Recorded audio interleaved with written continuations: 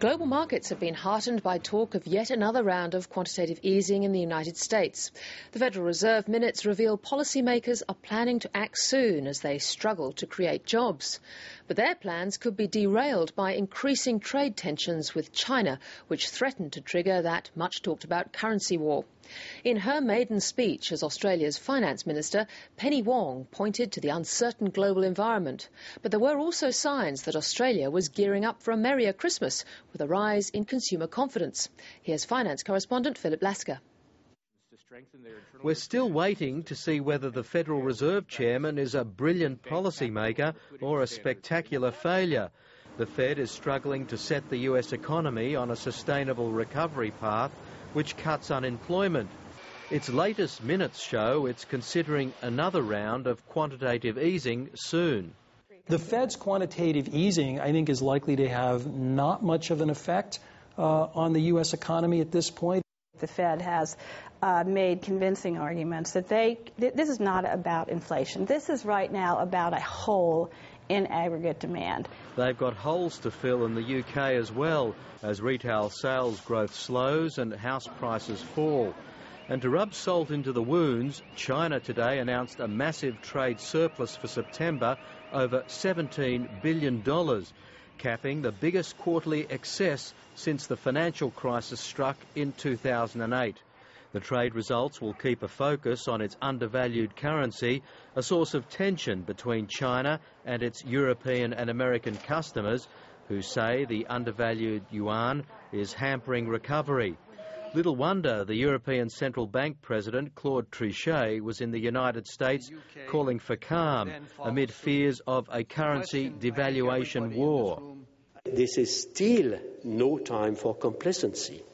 And what we need today is not to embark on wars of any kind, but a strong and renewed commitment to confident and resolute cooperation. A strong Australian dollar is one of the side effects and an issue for new Finance Minister Penny Wong. The currency's ascent will hurt exporters and the federal government's budget revenue-raising prospects.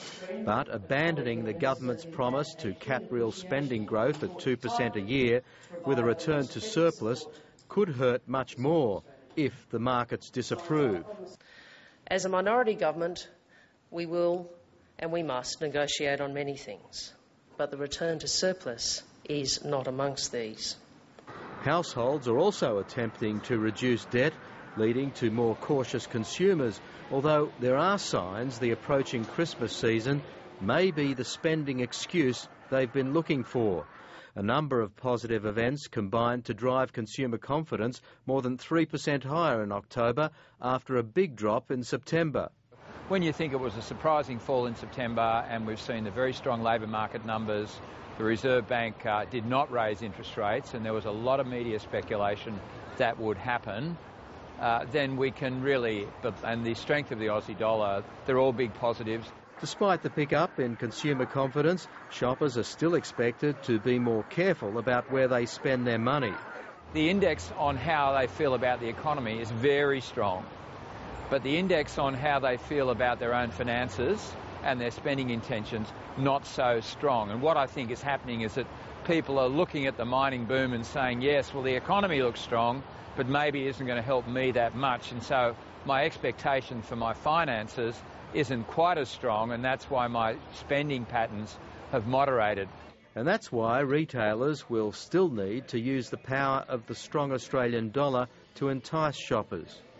Clearly anything that's imported is going to have an advantage from a retailer's point of view and a capacity to be offered at a lower price.